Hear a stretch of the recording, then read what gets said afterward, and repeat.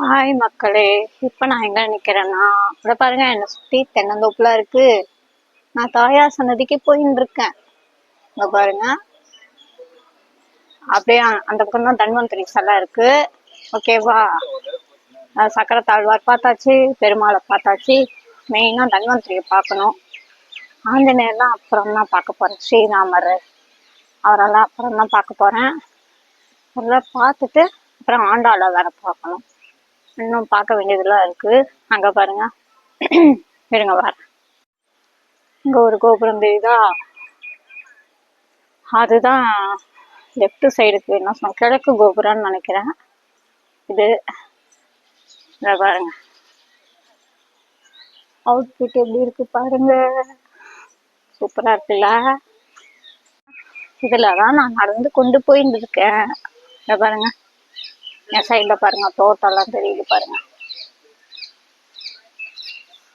இங்க கூட ஒரு சில டைம் பார்த்தீங்கன்னா மயில்லாம் நிற்கும். நான் பார்த்துருக்கேன், நிறைய டைம் பார்த்துருக்கேன்.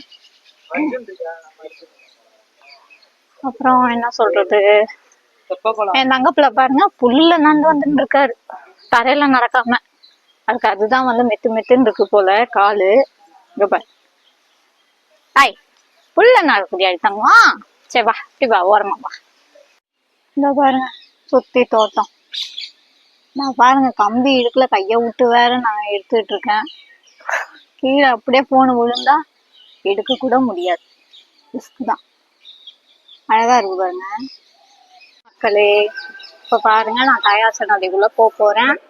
போயிட்டு அதுக்கப்புறம் நேரா நான் தன்வந்திரி சிலை, அங்க தன்வந்திரி அங்க போறேன். ஓகேவா? போயிட்டு நான் வீடியோ போடுறேன். ஹாய் மக்களே, அடுத்தது தன்வந்திரி சிலைக்கு போறேன். தன்வந்திரி சன்னதிக்கு இதோ கிளம்பிட்டேன். இதோ இடத்துல தான் போகணும்.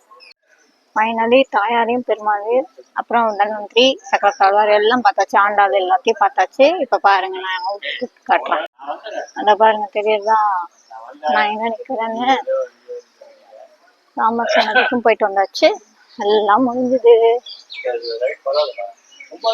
ஓகே மக்களே, அடுத்தது கொள்ளிடம் இதுக்கு போக முடியுமா என்னன்னு தெரியல, பாக்குறேன். பார்த்துட்டு அடுத்த வீடியோ உங்களுக்கு நான் அப்லோட் பண்ணுறேன். ஓகேவா?